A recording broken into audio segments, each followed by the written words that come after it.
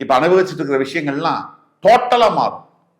இந்த 2.5 வருஷம் நீங்க பட்ட கஷ்டங்கள் அவமானங்களுக்கு பதில் இருக்கா அப்படின்னு கேட்டீங்கன்னா பதில் இருக்கு. அந்த பதில் மார்ச் 6th அப்புறம் வரும். சார் இவ்வளவு கஷ்டப்பட்டுட்டு அதுக்கப்புறம் என் பதில் வந்தா என்ன வரலனா என்ன அப்படிங்கிற விரக்தி, ஹேட்ரட் அப்படிதான் பல பேருக்கு இருக்கு. எப்பவுமே நம்மள எல்லாருடைய வாழ்க்கையிலுமே ஒரு விஷயம் கெட்டதா நடக்குதுன்னா அந்த நேரத்தில் நம்ம கடவுளை திட்டுவோம், எல்லாரையும் பழிப்போம், வாழ்க்கையை வேஸ்ட்டுவோம். இது மனிதனுடைய இயல்பு, மனதுடைய இயல்பு. ஒரு எடுத்துக்காட்டுக்கு ஒரு பெண்ணும் ஒரு ஆணும் காதலிக்கிறாங்க. அந்த காதல் அந்த பையன் திருமணம் ஆகணும்னு வேண்டிக்கிறான். இப்ப கடவுள் இருக்காரு.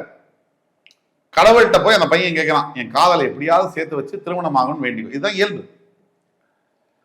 கடவுள் தெரியுது அவருக்கு, திருமணம் ஆனால் அந்த பையன் பயங்கரமா கஷ்டப்படுவான்.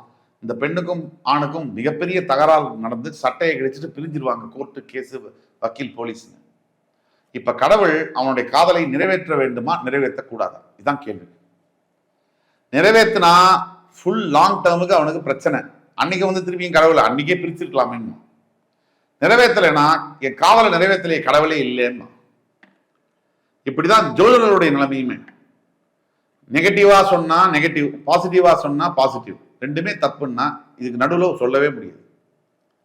அதனால நான் சொல்ல வரக்கூடியது என்னன்னா, கடகராசியை பொறுத்த வரைக்கும் பல விஷயங்கள்ல இதுக்கு முன்னாடி என்ன வேணா நடந்திருக்கலாம்.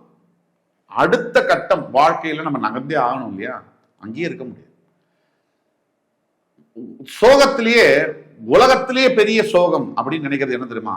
பெற்றவர்கள் உயிருடன் இருக்கும் பொழுது தாம் பெற்ற குழந்தைகளை இழப்பதுதான். அதுக்கு மேலாம் ஏதாவது இருக்கா? பணத்தை இழந்து, வேலை இழந்து, சொத்தை இழந்தா கூட பெற்றவர்கள் தான் பெற்ற குழந்தையை இழப்பதற்கு மேல ஒரு வலி இருக்கவே முடியாது. ஆனா அந்த வலி கூட மறையும். அந்த ஏன் மறையும்னா காலத்திற்கு அவ்வளவு சக்தி இருக்கு. இப்போ இந்த அஷ்டம சனி காலகட்டத்துல உங்க வாழ்க்கையில என்ன வேணா நடந்திருக்கலாம்.